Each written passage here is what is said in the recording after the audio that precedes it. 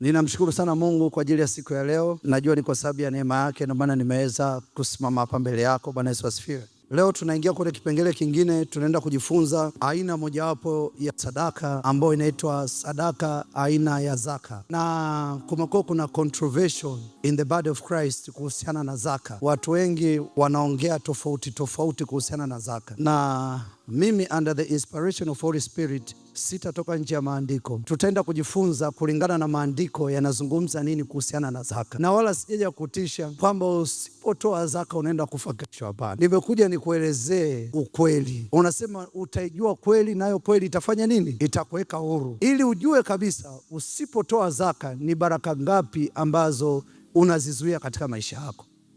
Uzima wa milele kweli utapata, mbinguni utaenda, lakini ukiwa hapa duniani kuna baraka ambazo zinapatikana kupitia zaka. Na tunapozungumza zaka, kwa maana ambayo watu wengi wanaielewa, zaka ni sehemu ya 10 ya mapato yako yote. Kwa hiyo tunapozungumzia zaka, kwa maana ambayo watu wanaielewa kiwepesi zaidi, zaka ni fungu la 10 la mapato yako. Lakini kuna maana kubwa zaidi ya fungu la 10, na kuna maana kubwa zaidi ya fedha ambazo unatoa. Kuna jambo au mtazamo wa kiroho ambao Mungu anawaangalia watu wanaotoa zaka, ambao ni zaidi ya 10%, ni zaidi ya zile fedha unazozitoa. Na katika zaka, ukitaka kuestablish doctrine yoyote, foundation yake ni muhimu sana ikatoka katika kitabu cha Mwanzo, kwa sababu kitabu cha Mwanzo ndo kimebeba misingi ya kila kitu. Bwana Yesu asifiwe. Kwa hiyo sisi tutapita kwenye maeneo tofauti. Tutaangalia kipindi cha neema, zaka ilitazamwaje? Tutaangalia kipindi cha sheria ya Musa, zaka ilitazamaje? Na tutaangalia kipindi cha Agano Jipya, wanazungumzia nini kwa habari ya zaka? Na tutaenda kuangalia kanuni za kutoa zaka. Unaweza ukawa una zaka, lakini usipojua kanuni namna kuitoa zaka, zaka yako inaweza isipokelewe. Lakini pia tutaangalia faida ya kutoa zaka kwa muamini, kwa mtu ambaye anamwamini Kristo, na utaelewa kwa nini nguvu za giza wanapambana sana na watu wasitoe sadaka. Na kuna doctrine ambazo zinazungumza kwamba zaka sio lazima, zaka sio muhimu. Sasa baada ya kujifunza, utaelewa msimamo wako ukae kwenye sehemu gani. Bwana Yesu asifiwe. Katika kitabu cha Mwanzo tutaenda kuangalia watu wawili. Tutaenda kumwangalia baba wa imani anaitwa Ibrahim, na tutaenda kuangalia mjukuu wake anaitwa Yakobo. Hawa ndo watu wa kwanza kutoa zaka. Bwana Yesu asifiwe. Ibrahim was the first person kuanza kutoa sadaka aina hii. Naomba nisomee kitabu cha Mwanzo sura ya 14 mstari wa 19 na wa 20. Kitabu cha Mwanzo sura ya 14 mstari wa 19 na wa 20. Neno la Mungu linasema, akambariki akasema, Abrahamu na abarikiwe na Mungu aliye juu sana, muumba mbingu na nchi. Ahimidiwe Mungu aliye juu sana, aliyewatia adui zako mikononi mwako. Abrahamu akampa fungu la 10 la vitu vyote. Hii inatuzungumzia stori ya mtu mmoja anaitwa Ibrahim. Alienda kufanya vita na wafalme wengine. Karibia wafalme walikuwa wako mataifa mbalimbali. Na baada ya kufanya vita, Ibrahim akawa ameshinda ile vita. Na akiwa anarudi baada ya kushinda ile vita, anakutana na mtu mmoja anaitwa Melkizedeki. Na Melkizedeki, neno la Mungu linaanza kuelezea, linasema ana title 2.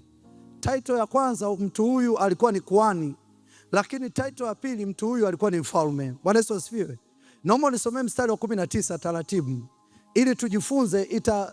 Itatusaidia sana kubadilisha mtazamo wetu namna tunavyoitazama zaka. Mstari wa 19, neno la Mungu linasema hivi, akambariki akasema, Abrahamu na abarikiwe na Mungu aliye juu sana, muumba mbingu na nchi. Nisome mstari unaofuata. Ahimidiwe Mungu aliye juu sana, aliyewatia adui zako mikononi mwako. Ataka hapo anasema ahimidiwe. Huyu Melkizedeki anamtamkia Ibrahim, anasema ahimidiwe Mungu aliyewatia adui zako chini ya mikono yako. Ndo kitu cha kwanza ambacho Melkizedeki anafungua ufahamu wa Ibrahim. Anamwambia Ibrahim, japokuwa ulienda kufanya vita, na wafanyakazi wako ambao umewafundisha mafunzo ya vita. Ile vita ulioshinda sio kwa nguvu zako. Kuna Mungu ambaye amehusika kuwatia adui zako chini ya mikono yako. Wewe unaweza ukafikiria ni uwezo wa jeshi ulilonalo, unaweza ukafikiria ni mafunzo alionayo, lakini Melkizedeki, kuhani wa Mungu wa mahali pa juu sana, anamwambia Ibrahim, kilichotokea sio kwa nguvu zako, ni Mungu aliyehusika katika kushindia hiyo vita. Kwa hiyo mtazamo wa kwanza ambao unabadilisha maisha ya Ibrahim na anasikia ndani yake kutoa zaka ni kutambua kwamba kila kilichopo katika mikono yake sio kwa nguvu zake, sio kwa uweza wake, ni Mungu aliyehusika kumpa. Na huo ndo mtazamo wa zaka. Zaka ni aina mojawapo ya sadaka za shukrani, kwamba Mungu, kila ulichonipa ninajua sio kwa nguvu zangu, ninajua ni wewe muhusika 100%. Ibrahim alivyosikia maneno ya namna hii akaona no, lazima nitoe 10% ya kumshukuru Mungu. Kwa hiyo zaka, unavyotoa zaka au sio unaenda kumlipa mchungaji, zaka sio unaenda kulipa kanisani. Zaka inatakiwa ibebe mtazamo ya kutambua Mungu ndo chanzo cha kubarikiwa kwetu. Mungu ndo chanzo cha kufanikiwa kwetu. Mungu ndo chanzo cha milango yetu kufunguka. Kwa hiyo unavyorudi na zaka, unarudi kwa ajili ya kumshukuru kwa ajili ya kile ulichokipata. Huo ndo mtazamo wa kwanza unaohusiana na zaka. Kwa hiyo Ibrahim alivyoangalia akaona no, kwa namna Mungu alivyonibariki, nimeteka nyara, nimepata kondoo, nimepata ng'ombe, nimepata wanyama wa aina mbalimbali, nimefanikiwa katika hii vita. Endapo Mungu angeniacha, hii vita ingenitandika. Na ndo kitu ambacho Mungu anatafuta kwetu sisi. Mungu anatuambia tutoe zaka kwa sababu ya kuwa na moyo wa shukrani, sio kwa sababu anahitaji money, sio kwa sababu anahitaji fedha. Anahitaji aone the heart of gratitude. Bwana Yesu asifiwe. Mioyo iliyojaa shukrani. Kwa hiyo kitu cha kwanza ambacho kinaanza kuonekana, mtu asiyetoa zaka kwa mtazamo wa kimungu, Mungu anaanza kuona kwamba hautambui kama yeye ndo chanzo cha wewe kubarikiwa. Mungu anaanza kuona kwamba unaamini kwamba nguvu zako ndizo zilizokufanikisha. Lakini Ibrahim alipata hii revelation, akajua kabisa aliyenibariki, baada ya kuambiwa na Melkizedeki, huyu kuhani wa mahali pa juu sana. Na neno la Mungu linasema ndo Melkizedeki ndo kwa mara ya kwanza Kristo alitokea kwa umbo la binadamu. Ukisoma kwenye Revelation inakueleza, ukisoma kwenye vitabu vya Agano Jipya inakueleza. Wanasema hawajui baba yake ni nani, hawajui mama yake ni nani, hawajui asili yake alikotokea.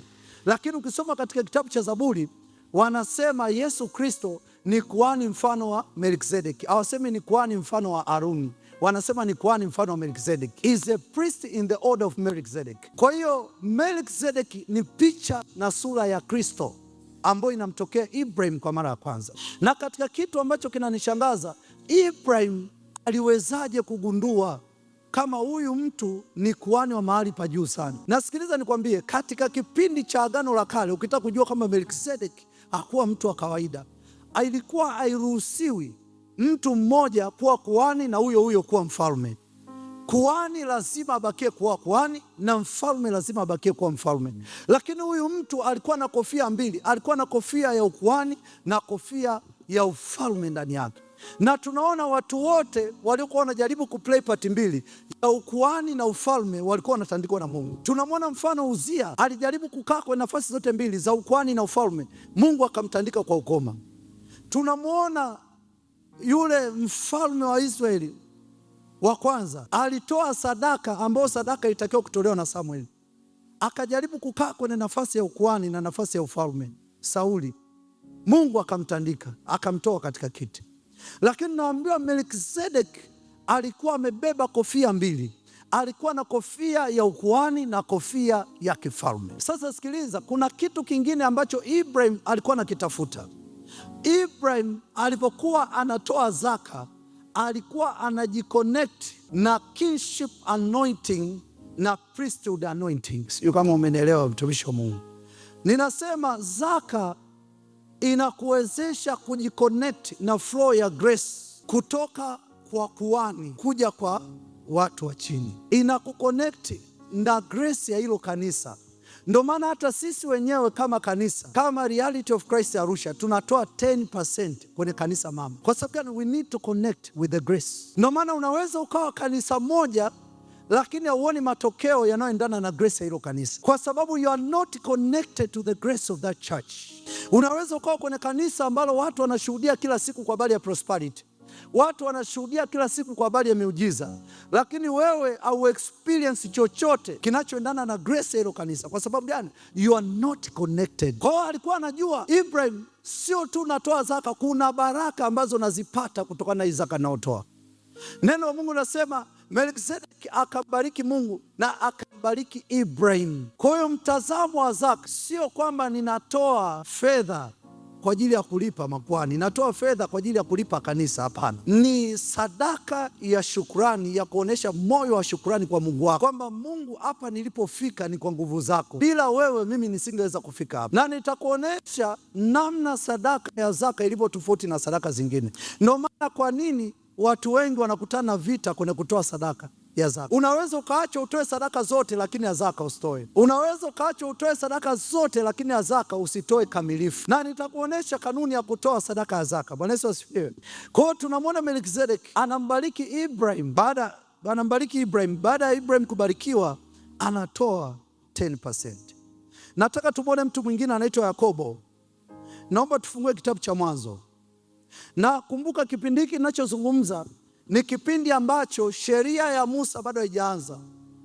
Ni kipindi cha neema. It was the season of grace. Kwa hiyo zaka haijaanza kipindi cha sheria ya Musa kama watu wengi wanavyosema. Zaka imeanza kutoka kwenye kipindi cha neema. Na kipindi cha sheria wakaamua waweke sheria iwe lazima. Naomba usome kitabu cha Mwanzo sura ya 28 mstari wa 20 mpaka 22. Kitabu cha Mwanzo sura 28 mstari wa 20 mpaka wa 22. Neno la Mungu linasema, Yakobo akaweka nadhiri akisema, Mungu akiwa pamoja nami, akinilinda katika njia niendeayo, na kunipa chakula nile na nguo nivae, nami nikirudi kwa amani nyumbani kwa baba yangu, ndipo Bwana atakuwa Mungu wangu, na jiwe hili ninalolisimamisha kama nguzo litakuwa nyumba ya Mungu, na katika kila utakalonipa hakika nitakutolea wewe sehemu ya 10. Kuna kitu Yakobo anaweka nadhiri mbele za uso wa Mungu. Japokuwa Yakobo maombi aliyokuwa anaomba ni maombi yanayoombwa na watu wasio na imani. Yakobo anataka aone kwanza ili atoe zaka. Anamwambia Mungu, mimi nitatoa zaka, lakini kuna vitu ambavyo natamani unifanyie kabla sijatoa hiyo zaka, ili nijue kama Mungu unaweza. Anavitaja hivyo vitu. Na hao ndo watu ambao tunao ndani ya kanisa. Ni wakina Tomaso, they need to see first ili watoe. Wanahitaji kuona kwanza. Na hiyo sio kanuni ya Mungu. Mungu aliendana tu na utoto wa Yakobo, akaamua kufanya kulingana na level yake. Naomba nisomee mstari mmoja mmoja vitu ambavyo Yakobo alikuwa anavitamani Mungu ambariki. Mstari wa 20. Neno la Mungu linasema, Yakobo akaweka nadhiri akisema, Mungu akiwa pamoja nami, akinilinda katika... Anasema Mungu akiwa pamoja nami. Ombi la kwanza ambalo analiomba Yakobo, kwamba Mungu usiniache, kama aliloomba Musa, uwepo wako usipoenda na mimi hatutaenda. Bwana Yesu asifiwe. Amen. Anajua Yakobo kwamba kuna watu wanaonesha wana mali, wana vitu ambavyo watu wanahitaji, watu wakidhani Mungu yupo pamoja nao, lakini Mungu hayupo pamoja nao. Kwa kitu cha kwanza ambacho Yakobo akakiomba, akaomba Mungu, ninaomba popote nitapokuwepo uwe pamoja na mimi. Cha pili, akinilinda katika njia niendeayo. Ulinzi. Cha pili anachoomba Yakobo ni ulinzi. Yakobo alikuwa muoga sana. Anajua muda wote wanaweza kumfyatua. Cha pili, tena mmwekea Mungu masharti. Anasema hivi, ukinipa kwanza ndo natoa zaka. Cha tatu, na kunipa chakula nile. Yakobo alikuwa anapenda msosi inaonekana. Anasema ni ukinipa chakula nile. Cha nne, kingine kinachofuata, na nguo nivae. Na nguo nivae, anapenda pamba. Kingine, nami nikarudi kwa amani nyumbani kwa baba yangu. Anapenda amani. Ndoa ikiwa haina amani huwezi ukakaa mtumishi wa Mungu, huwezi ukashandalai hapo. Uchumi ukiwa hakuna amani huwezi ukashandalai hapo. Unashangaa tu mtumishi wa Mungu analia, kumbe watu wanajua anabubujika, kumbe ndoa. Ndio Yakobo anajua haya mambo, akasema Mungu ukinipa amani lingine, ndipo Bwana atakuwa Mungu wangu. Anasema hivi ndo vigezo ya kwamba wewe utakuwa Mungu wangu. Kwa hiyo Yakobo anaweka nadhiri kwa Mungu, lakini kitu kimoja, japokuwa changamoto ya kiimani aliyokuwa nayo Yakobo, kuna kitu ambacho nampenda Yakobo. Yakobo, kitu cha kwanza ambacho anatambua kama Mungu ni giver, anatambua Mungu ndo ana uwezo wa kutupa vitu tulivyo navyo. Ndo kitu ambacho nampendea Yakobo. Anasema ukinipa, manake anajua Mungu anaweza kumpa amani, anajua Mungu anaweza kumpa nguo, anajua Mungu anaweza kumpa chakula, anajua Mungu anaweza kumlinda,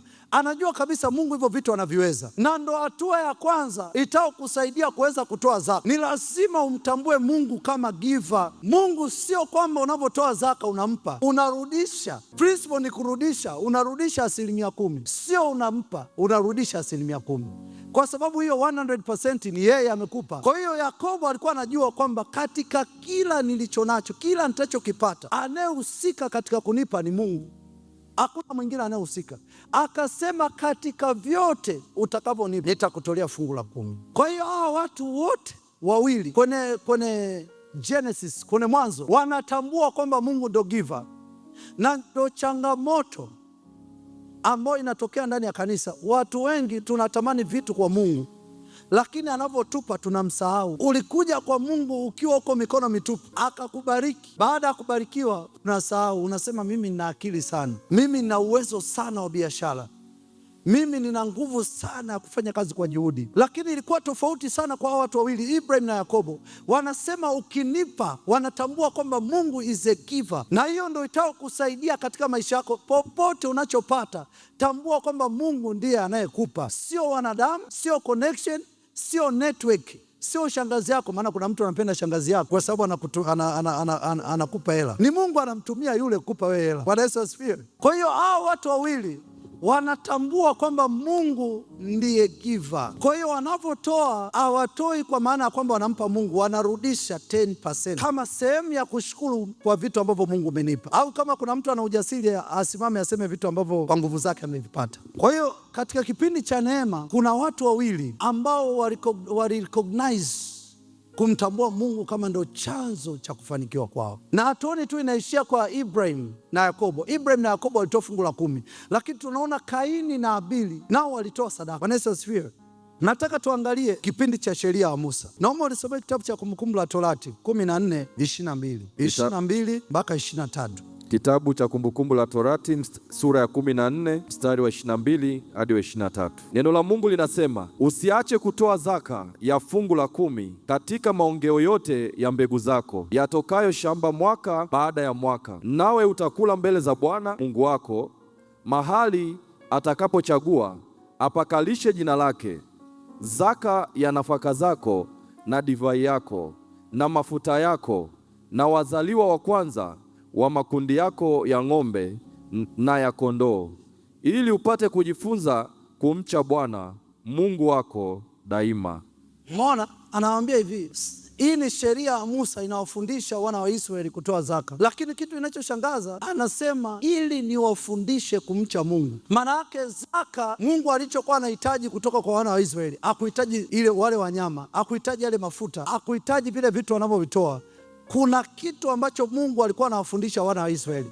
Kumbe zaka ni sehemu ya kumcha Mungu. Bwana Yesu asifiwe. Naomba nisomee hapo mstari, anasema ili niwafundishe, ili upate kujifunza kumcha Bwana, ili upate kujifunza kumcha Bwana. Kwa kuna wale ambao wanapenda kumcha Mungu kwa maneno peke yake. Mungu anasema hawa bado inabidi niwaingize darasani. Kuna watu ambao wanapenda kumcha Mungu kwa maombi peke yake, anasema bado inabidi niwaingize darasani. Kuna watu wanaopenda kumcha Mungu kwa kuimba peke yake, anasema bado ngoja niwaingize darasani. Kuna darasa ambalo linaitwa kumcha Mungu kwa zaka, na hili darasa kama Mungu amekusudia kukaa katika hili darasa, usipoonesha ushirikiano, kuna baadhi ya maeneo huwezi kuvuka. Kuna baadhi ya level za uchumi huwezi kuziona. Kuna baadhi ya level, viwango ambavyo huwezi kuviona. Yamkini unaona hapo ulipo umebarikiwa sana, lakini Mungu akuangalia anaona bado. Kwa hiyo wana wa Israeli anawaambia, mtavokuja kunishukuru mwisho wa mwaka, hakikisheni mkija kunishukuru, kuna kitu nataka kukiona kwenye mikono yenu. Ninataka kuona 10% ya mlichokifanyia kazi mwaka mzima. Na hiyo 10% sio tu kwamba nahitaji hiyo 10%. Ninahitaji hiyo 10% ili niwafundishe kumcha Mungu. Kwa hiyo maana yake ndani ya kanisa kuna watu ambao bado wako kwenye level ya kufundishwa kumcha Mungu. Sasa bwana, mimi ujue kila siku naota nimevaa nguo za shule, si uko kwenye darasa la zaka. Unauliza nini? Uko darasa la zaka, mtumishi wa Mungu. Uko kwenye darasa la zaka, mtumishi wa Mungu. Usiulize sana, sio kila kitu ni delay, nguvu za giza, kemea fire. Kumbe uko kwenye darasa la zaka. Neno la Mungu nasema ili niwafundishe, ili niwafunze kumcha Mungu. Mimi nikamwomba Mungu, nikasema na mimi Mungu, naomba unifundishe namna ya kumcha Mungu, nisimche Mungu kwa mikono mitupu. Kwa hiyo zaka tunapoenda kutoa kwa Mungu ni ibada kabisa, na Mungu anachokipokea, apokei zile fedha, anapokea roho ya kumcha Mungu, anapokea moyo wa kumcha Mungu. Kwa hiyo wakati unapeleka ile zaka, Mungu anachokiangalia, anaona moyo wa kumcha Mungu. Akiangalia sema, oh, mwanangu ananiabudu, mwanangu ananihimidi, mwanangu ananitukuza. Neno la Mungu linafungua maarifa, linatueleza kuna vitu ambavyo unaweza ukawa vijui, unafanya kwa sababu ya ignorance, kwa sababu ya kutokujua. Lakini katika Kumbukumbu la Torati anatueleza vizuri, anawaambia vitu ambavyo wanatakiwa kutoa, afu mwishoni anawatajia sababu. Anasema sababu ya kuwekea sheria ya namna hii, ninataka niwafundishe kumcha Mungu. Muulize jirani yako, wewe unajua kumcha Mungu? Yani jirani yako sadaka anaitoa hapo tu. Hivi kuna mkutano hapa au kuna teni? Anaenda anaitupa pale, anaenda kukaa. Wewe umeleta hela kanisani, umeleta fedha, hujaleta sadaka. Sadaka yoyote inaambatana na moyo wa kumcha Mungu. Wakati wa kuoshi, wakati wa maombi, umeshika sadaka yako, unaitamkia neno, umeshika sadaka yako, unamwambia Mungu nashukuru kwa ajili ya kazi, Mungu nashukuru kwa ajili ya ndoa, Mungu nashukuru kwa ajili ya biashara. Umeshika sadaka yako, hiyo ndio tunaita ibada. Jifunze kufanya ibada kwa zaka yako. Usitoe zaka kama unatoa fedha, fanya ibada, Mungu apokee ule moyo wa ibada. Na hii ndio perception ambayo imekuwa ikitembea ndani ya kanisa, kwamba tunalipa kanisa, tunalipa wachungaji, tunalipa makuhani tukitoa zaka. Lakini kumbe Mungu anachokitafuta ni kitu cha tofauti kabisa. Anatafuta moyo wa kumcha Mungu. Kwa hiyo kumbe kuna viwango ambavyo vya kumcha Mungu. Hawaingii prayer warriors, wale wanaoomba kama mashine la hawaingii huko. Wanaingia watu wanaotoa zaka. Wanaingia watu wanaotoa zaka. Kuna dimension za uchumi, watu wanaotembea na Mungu pamoja, ambazo hawaingii watu wanaofunga sana. Wanaingia watu wanaotoa zaka. Kuna watu hawajaokoka lakini wanatambua kama Mungu ndo chanzo cha mafanikio yao, na kila wanavyopata wanatenga zaka, wanaenda kutoa kwa wahitaji. Wengine wanaenda kutoa kwenye makanisa, wengine wanatoa sehemu tofauti tofauti, na wanabarikiwa kwa sababu ni kanuni ya kiroho. Mungu akiangalia anasema, huyu japokuwa anakunywa pombe, japokuwa bado hajampokea Yesu, ipo siku atampokea Yesu. Lakini kiangalia ana moyo wa kumcha Mungu kwa sababu anaikumbuka zaka yangu. Mungu anaangalia moyo wa huyu mtu ni mzuri kuliko moyo wa yule aliyeokoka. Bwana asisikie amen. Na nitakuonesha Mungu anazungumza nini kwa habari ya zaka. Ili zaka iitwe zaka inatakiwa kuwaje. Nitakutolea mfano mmoja. Kuna watu ambao zaka zao zinatolewa baada ya change kubaki. Yaani akipata hela anakurupuka, anaenda zake huko hotelini anajivuruga, anaenda zake saluni anajivuruga, anaenda shopping ya nguo anajivuruga, afu ile change inaobaki ndo anapelekewa Mungu zaka. Na inaweza kawa ni kiwango kamili lakini ni change. Maana yake kwa kumheshimu Mungu, baada ya kupata fedha unafanya calculation ya zaka ambayo unatakiwa kutoa, unaitenga kwanza zaka. Maana yake mtu wa namna hii ana moyo wa kumcha Mungu, anamheshimu Mungu, ndo priority ya kwanza kuliko kingine chochote. Kuna vitu vingi ambavyo Mungu anaviangalia. Kwa hata kipindi cha sheria, hawa jamaa waliowekewa sheria ni lazima, it is a must, it is not an option. Nataka tuangalie mfano kwenye Agano Jipya. Je, ni sahihi kutoa fungu la 10? Agano Jipya linasemaje? Yesu alisemaje kuhusu zaka? Yesu alikataza zaka? Ngoja tuangalie kama Yesu alikataza zaka. Kuna watu wanasema yani itokee tu huo mstari kwamba Yesu alisema msitoe zaka ili asiendelee kutoa zaka. Haupo huo mstari. Haupo. Tusome kitabu cha Luka sura ya 11 mstari wa 42. Haupo huo mstari mpendwa. Jipange tu. Jipange Bwana asifiwe. Cha Luka sura ya 11 mstari wa 42. Neno la Mungu linasema hivi: lakini ole wenu Mafarisayo, kwa kuwa mwatoa zaka za mnanaa na mchicha na kila mboga, na huku mwaacha mambo ya adili na upendo wa Mungu. Ili wapasa kuyafanya hayo kwanza, bila kuyaacha hayo pili. Unasikia Yesu anavyosema? Anasema Mafarisayo, naona mna kanuni ya kutoa zaka. Anawapongeza, lakini anasema ole wenu, kuna vitu ambavyo Mafarisayo wamekosa. Kitu cha kwanza ambacho anawaambia Mafarisayo, kwanza au Mafarisayo walikuwa wanatoa mboga mboga. Mafarisayo watakuwa walikuwa karibu sana na kwani si kwa nani? Walikuwa wanatoa mboga mboga. Anasema hivi, anasema waliacha upendo wa Mungu. Lakini Mungu anasisitiza, anasema hivi, kutoa zaka ni sahihi. Naomba nisomee kipengele hapo cha mwisho. Anasema hivi, iliwapasa kuyafanya hayo ya kwanza, ya kufanya nini? Ya kutoa zaka, bila kuyaacha hayo ya pili. Yesu mwenyewe anasapoti zaka. Maana kuna watu wanatoa argument, wanasema kwamba mbona kwenye Agano Jipya hakuna neno ambalo linasema kwamba watu watoe zaka. Yesu anawaambia Mafarisayo walikuwa wanatoa zaka, anasema hamtakiwi kuyaacha yale ya kwanza. Manake Yesu mwenyewe anasisitiza kwamba endeleeni kutoa zaka kama mnavyotoa, lakini hakikisheni upendo wa Mungu usipunguke kwenu. Yesu amesema Bwana Yesu asifiwe. Yesu amesema zaka itolewe. Anawaambia Mafarisayo msiache kutoa zaka, lakini na hayo ya pili myakumbuke pia. Sasa nataka tukaangalie kanuni, kabla jaingia kwenye kanuni, kwa nini unatoa zaka au kwa nini Mungu aliweka zaka? Sababu moja hapo nimekwambia ni kwa ajili ya kumcha Mungu, anaangalia moyo wa ibada. Lakini kuna sababu zingine mbili. Zaka kwa kipindi hicho iliwekwa kwa ajili ya kutegemeza makuhani. Bwana Yesu asifiwe. Kumbukumbu la Torati 14:27. Kitabu cha Kumbukumbu la Torati sura ya 4 mstari wa 27. Neno la Mungu linasema, na Bwana atawatawanya kati ya mataifa, nanyi mtasalia. Kumbukumbu la Torati 14:27. Kitabu cha Kumbukumbu la Torati sura ya 14 mstari wa 27. Na Mlawi aliye ndani ya malango yako usimwache, kwani hana fungu wala urithi pamoja nawe. Anawaambia katika hili fungu la 10 ambalo unatakiwa mlitoe zaka, sababu mojawapo ya Mungu kuiweka zaka ni kutegemeza makuhani wanaomtumikia Mungu madhabahuni.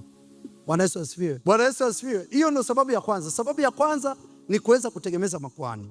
Lakini sababu ya pili ambayo Mungu aliweka zaka, watu wanatoa zaka, sababu ya tatu ni kwa ajili ya kuendesha nyumba ya Mungu.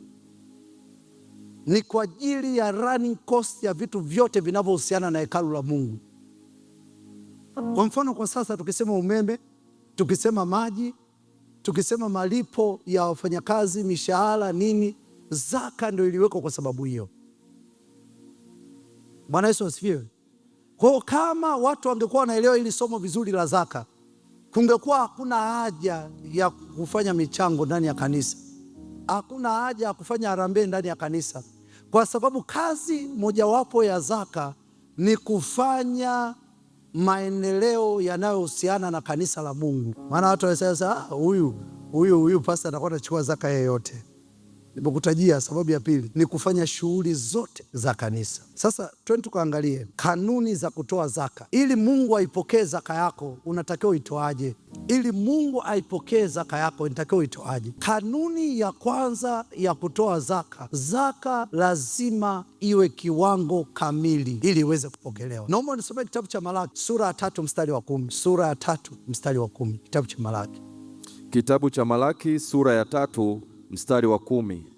Neno la Mungu linasema, leteni zaka kamili ghalani, ili kiwemo chakula katika nyumba yangu. Anasema hapo, leteni zaka kamili ghalani. Maana yake katika kipindi cha Malaki kulikuwa kuna changamoto mbili. Changamoto ya kwanza, watu kutoa zaka. Malaki akapewa prophecy aipeleke kwa wana wa Israeli. Lakini changamoto ya pili ni watu kutoa zaka kamili.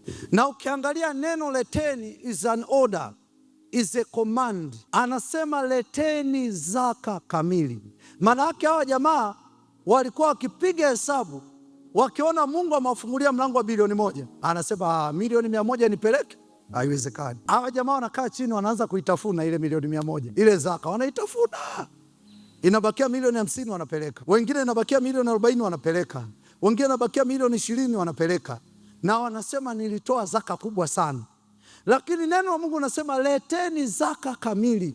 Kuna zaka ambazo ni pungufu, kuna zaka ambazo hazijakamilika, na kuna zaka kamili. Bwana Yesu asifiwe. Kwa hiyo kanuni ya kwanza ya kutoa zaka ni mara 100 usitoe, lakini ukiamua kutoa hakikisha unatoa zaka kamili. Hiyo ndo kanuni ya kwanza. Kwa hiyo zaka inaweza ikapokelewa au isipokelewe. Lakini kigezo cha pili nimeshaeleza. Kanuni ya pili, lazima zaka ifanyike sehemu ya ibada katika maisha yako. Ndio kama nilivyoeleza, neno la Mungu linasema akawaambia wana wa Israeli watoe fungu la 10 ya mifugo, watoe fungu la 10 ya mazao, watoe fungu la 10 sio ya mafuta, watoe fungu la 10 sio ya nini, lakini akawaambia ninataka kuwafundisha kumcha Mungu. Kwa hiyo kanuni ya pili, ukienda kutoa zaka, ifanye zaka yako sehemu ya ibada. Usiende tu ukailipua ukaitoa tu, ifanye sehemu ya ibada. Na nimesema zaka ni aina mojawapo ya sadaka za shukrani. Kwa hiyo unaweza ukafanya sehemu ya ibada ya kumshukuru Mungu wakati unaitoa ile zaka. Mungu atayopokea, anapokea moyo wako wa ibada, anapokea moyo wako wa kumcha Mungu. Hiyo ndio kanuni ya pili. Ukienda ukatoa zaka bila kumfanyia Mungu ibada, zaka yako inaweza isipokelewe. Kwa sababu Mungu ana shida ya fedha. Mungu ana shida na moyo wako, ana shida na moyo wa kumcha Mungu, ndio anachokitafuta kwako. Tumeona kwa wana wa Israeli. Bwana Yesu asifiwe. Lakini kingine, kanuni nyingine ya kutoa zaka, zaka lazima itolewe kwa mwendelezo. There must be consistency. Lazima zaka itolewe kwa mwendelezo. Kuna watu wanatoa zaka mwaka 2026 anatoa mwezi wa kwanza, ya pili anakuja kutoa mwezi wa 10, na kipato chake ni cha kila wiki au cha kila mwezi. Naomba nisomee kitabu cha Kumbukumbu la Torati 14:22. Kitabu cha Kumbukumbu la Torati sura ya 14 mstari wa 22. Usiache kutoa zaka ya fungu la 10 katika maongeo yote ya mbegu zako. Anasema hivi, anaanza kwa kuambia usiache kutoa zaka. Maana yake hao watu kuna kipindi walikuwa wanatoa, kuna kipindi walikuwa wanaacha kutoa. Kwa hiyo wanapewa oda, wanaambiwa msiache kutoa zaka, na anawaeleza, endelea kusoma, yatokayo shamba mwaka baada ya mwaka. Hawa watu ni watu waliokuwa wanategemea kilimo, wengine walikuwa wanategemea ufugaji. Kwa alivyokuwa anazungumza mwaka baada ya mwaka, ilikuwa ni kipindi cha harvest, kipindi ambacho hao watu wanakuwa kwenye mavuno. Kwa katika kipindi chochote ambacho unavuna, kuwa na consistency, kuwa na stamina ya kumtolea Mungu bila kuacha. Hiyo ndio kanuni ya zaka. Usipojua kanuni za kutoa zaka, unaweza kuwa unatoa alafu usione baraka za Mungu. Kwa sababu kwa sababu hujafuata kanuni. Ya kwanza nimesema zaka lazima iwe kamili, isiwe pungufu. Ya pili nimesema nini mpendwa? Ifanye sehemu ya ibada. Ya tatu, zaka utoaji lazima uwe na mwendelezo. Kama kipato chako ni cha kila mwezi, weka consistency ya kutoa kila mwezi. Kama kipato chako ni mwaka hadi mwaka, weka consistency ya kutoa mwaka hadi mwaka. Kwa hiyo kuna watu ambao wanatoa zaka mwezi wa kwanza. Kuna mtoto wangu mmoja akaniambia, baba nimeitafuna zaka.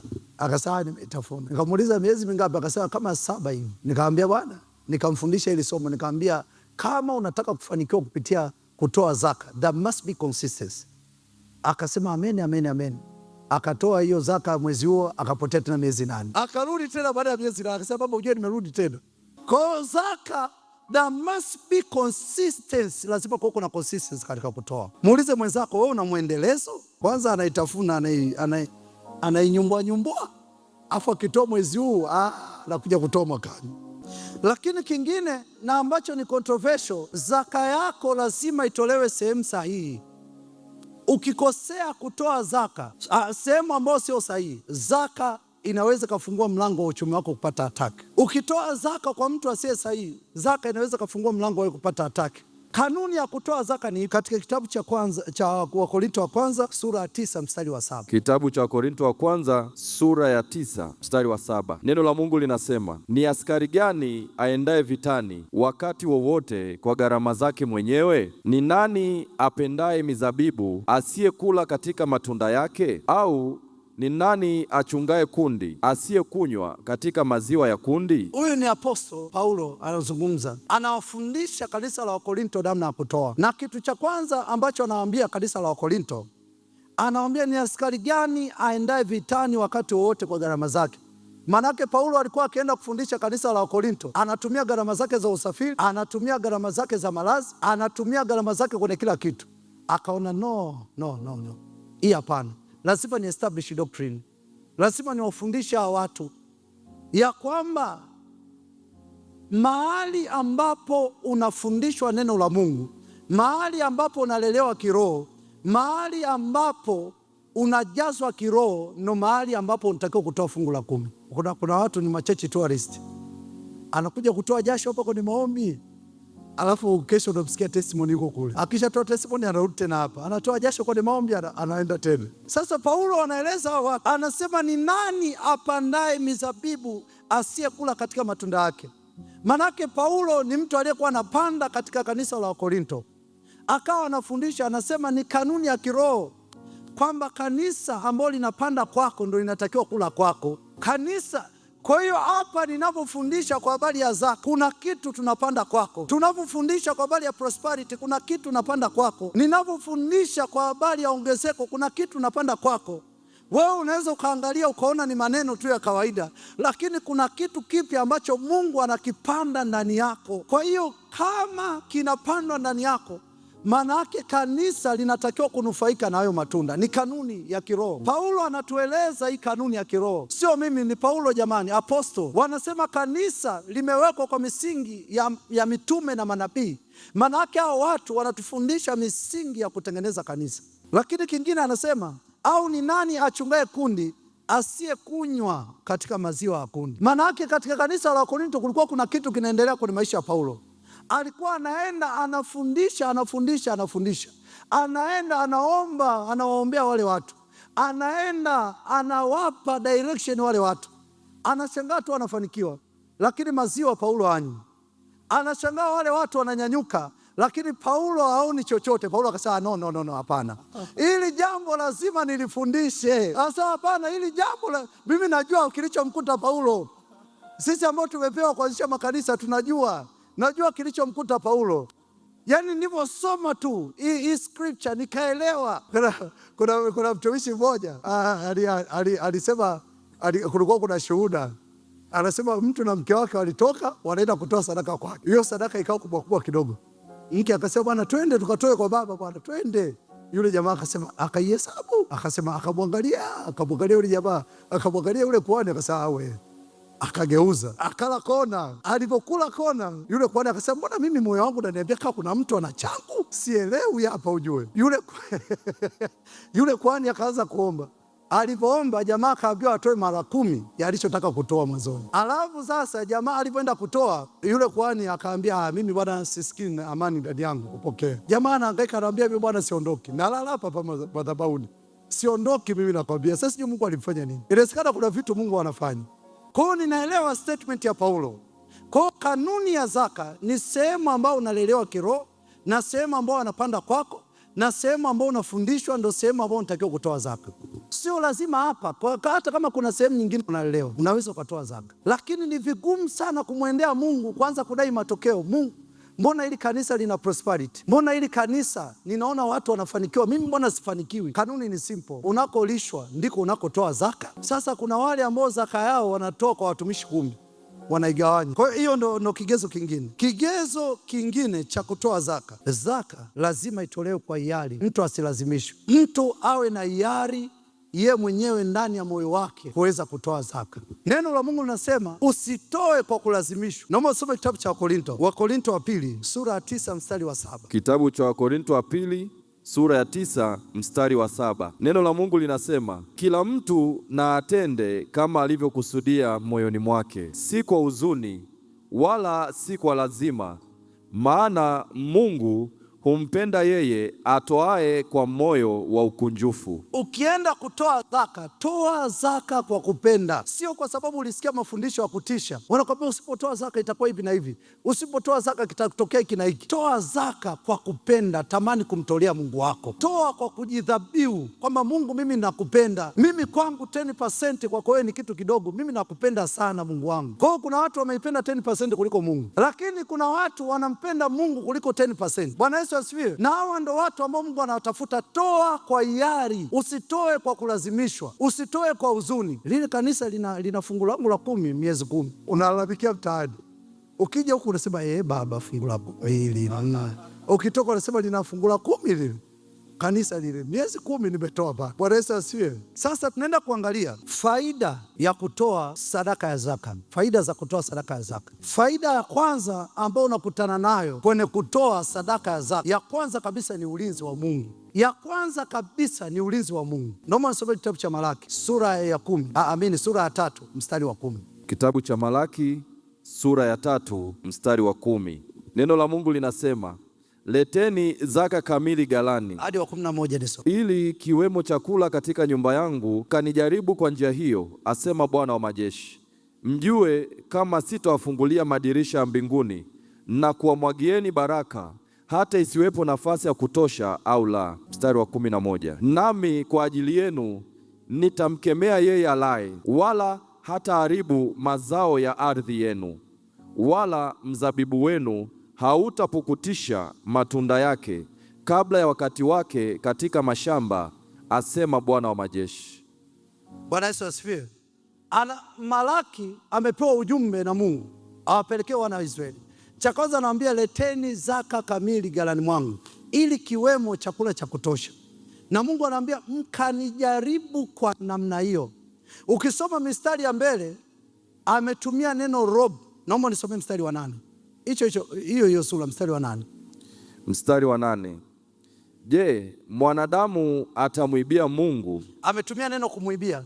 Anasema je, mwanadamu atamwibia Mungu?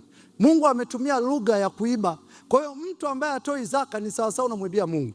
Na lugha ambayo inamaanisha hapo kumwibia Mungu, unamwibiaje? Kwanza, kutokuwa na moyo wa shukrani kwamba Mungu ndiye aliyekupa. Hicho ndio cha kwanza. Lakini cha pili, kuwa na uthubutu wa kutokuona umuhimu wa Mungu. Kwa hiyo Mungu anasema hawa watu ambao watoi zaka ni sawasawa na wameniibia.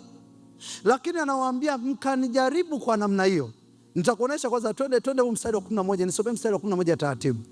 Mstari wa 11, neno la Mungu linasema hivi, nami kwa ajili yenu nitamkemea yeye alaye. Anasema condition ya kwanza, toeni zaka, na mkisha toa zaka kuna kitu nitakifanya ambacho yamkini nyinyi hamkijui. Anasema nitamkemea alaye. Ukisoma katika Biblia ya Kiingereza anasema devourer, na neno devourer linamzungumzia shetani. Maana yake shetani ana uwezo wa kutengeneza mazingira ya kile ulichonacho mkononi kikaondoka kwenye mazingira ya kutatanisha. Bwana Yesu asifiwe.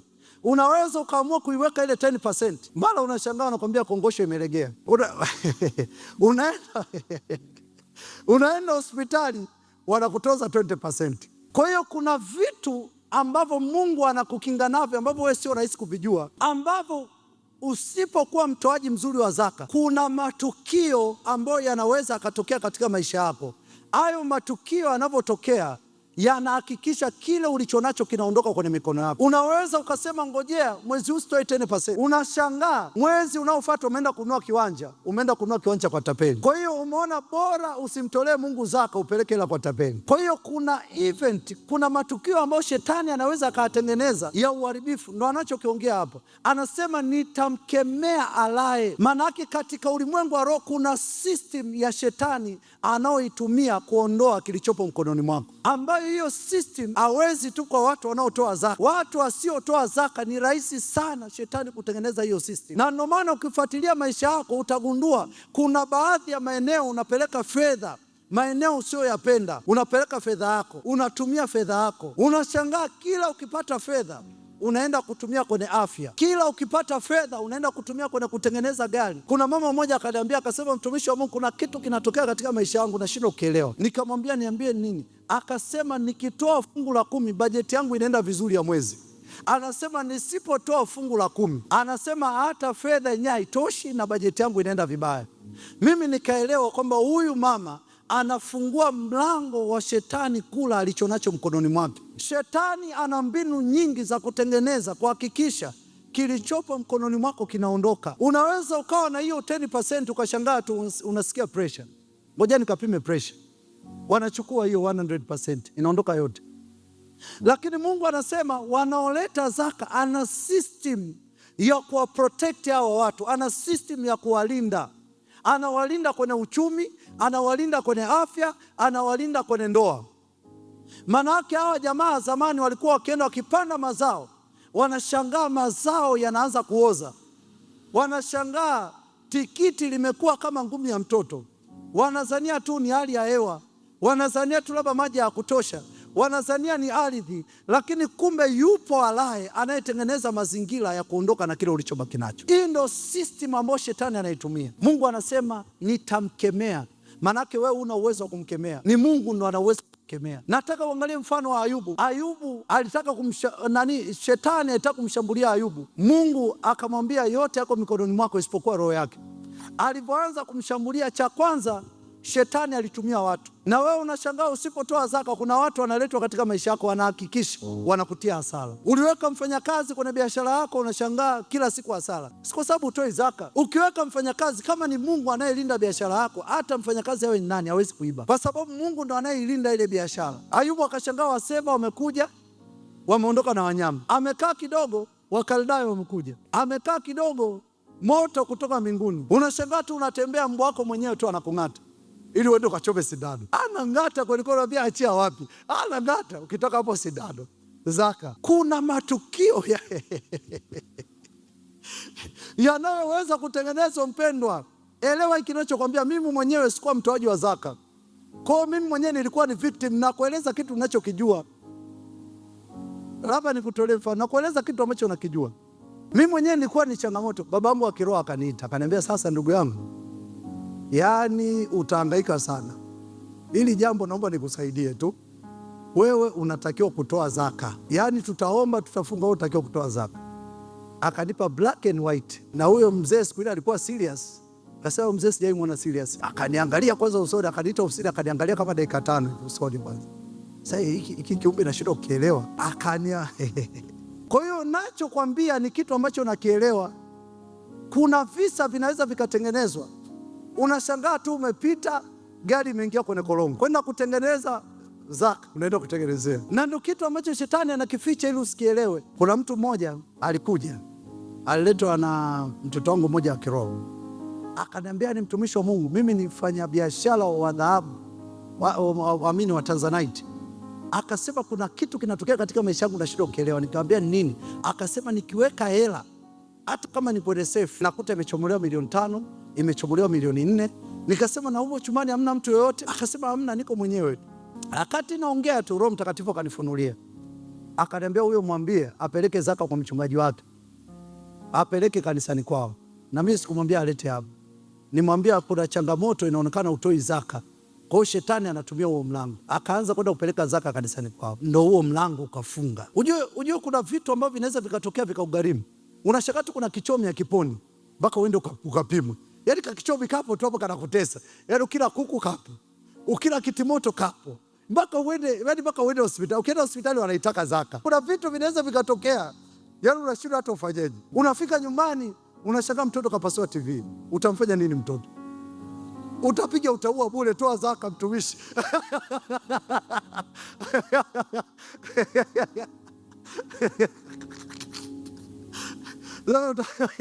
Unamwangalia, unakasirika mtoto, kumbe shida ni wewe, hutoi zaka. Unakuwa mkali. Lazima TV ivunjwe, unue nyingine, kwa sababu hutoi zaka.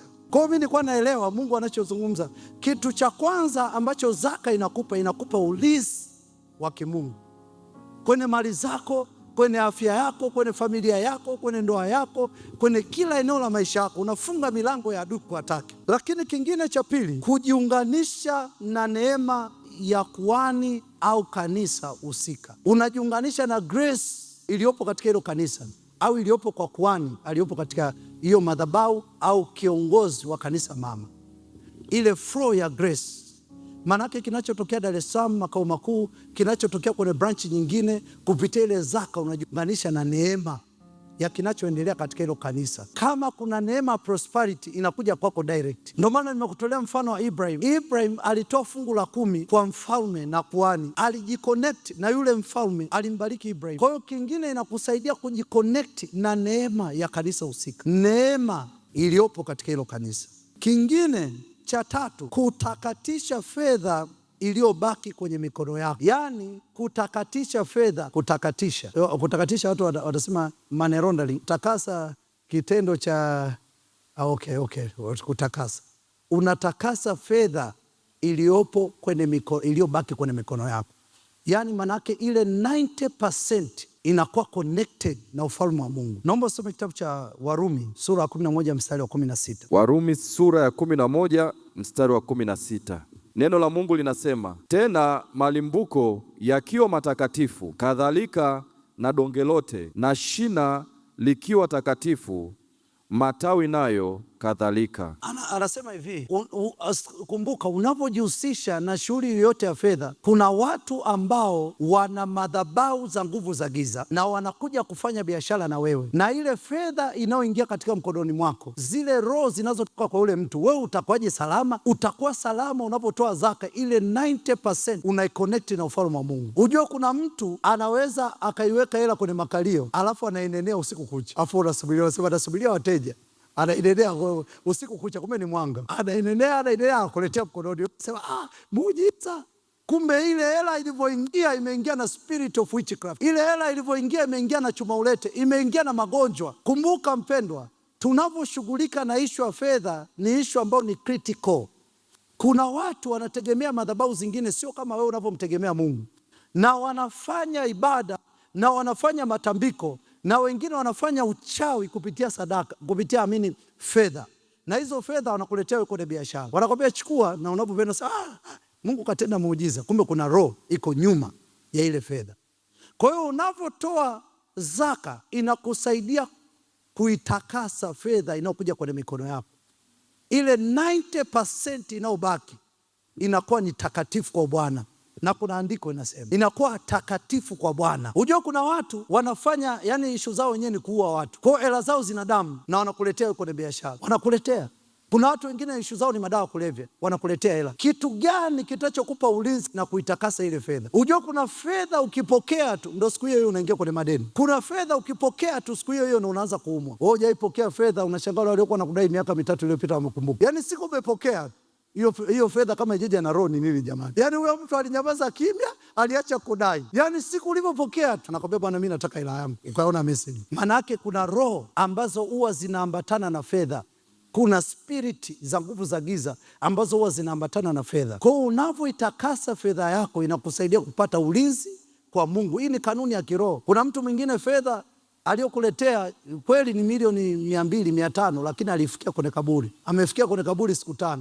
Alafu unaenda unapokea. Amesema siku atapopokea yule, baraka zake zote ziwe connected kwangu. Na wewe unaenda unapokea. Kwa hiyo fungu la 10 linasaidia kutakasa fedha zinazokuja kwenye mikono yako, zinakuwa connected na ufalme wa Mungu. Lakini kingine cha mwisho, neema ya ongezeko lenye utoshelevu. Naomba nisomee hapo Malaki sura ya 3 mstari wa 10. Kitabu cha Malaki sura ya 3 mstari wa 10. Leteni zaka kamili ghalani, ili kiwemo chakula katika nyumba yangu. Mkanijaribu kwa njia hiyo, asema Bwana wa majeshi, mjue kama sitawafungulia madirisha ya mbinguni na kuwamwagieni baraka. Anasema mjue kama sitawafungulia madirisha ya mbinguni na kuwamwagieni. Maana yake kuna baraka ambazo zinamwagwa baada ya kuwa mwaminifu katika kutoa sadaka ya zaka. Anasema nitawamwagieni, sio nitawapa, nitawamwagieni. Anakueleza ujue kiwango cha baraka. Na Mungu anapotembea na mtu anatembea naye kulingana na kiwango cha uaminifu. Jinsi unavyozidi kuwa mwaminifu ndo jinsi ambapo Mungu anazidi kukuongeza zaidi. Asiyekuwa mwaminifu katika kidogo hawezi kuwa mwaminifu katika kikubwa. Ukiwa mwaminifu katika kile kidogo ambacho Mungu ameanza kubariki, kuna baraka ambazo zinazidi kumwagika zaidi. Kuna mtu mmoja akaniambia, mtumishi wa Mungu, yaani yeye akipokea mshahara anasema kuna mdogo wake mbavu moja inachomoka inaning'inia hivi. Pendo Mungu anawaona, mnacheka. Hiyo mbavu inaning'inia hivi. Hadi mpaka inatoka kwenye shati. Wanatumia watapiga x-ray, watapiga sijui nini, wakisha maliza hela mbavu inaenda. Akipata mshahara ile. Nikamwambia ndugu yangu fungu la 10. Na huyo mtu ni mtu muhimu, hawezi kuvumilia, lazima ile mbavu itibiwe. Wewe kuna duniani hapa kuna vitu vya ajabu. Yaani kuna visa vinaweza vikatengenezwa vidogo vikaondoa hela kwenye mkono wako. Tunahitaji sana neema ya Mungu kulinda fedha zetu. Tunahitaji sana neema ya Mungu kulinda afya zetu. Tunahitaji neema ya Mungu kulinda uchumi wetu. Tunahitaji sana hiyo neema. Bila neema ya Mungu mpendwa, hatuwezi. Kuna vitu vinaweza vikatokea fedha isikusaidie. Kuna watu wako hospitali wanaumwa kansa, haitibiki, na wana hela. lakini wamelala kitandani na wana hela. Kwa hiyo tunachohitaji ni zaidi ya hela, tunahitaji ulinzi wa Mungu. Basi mama, hapo ulipo, twende tukaombe.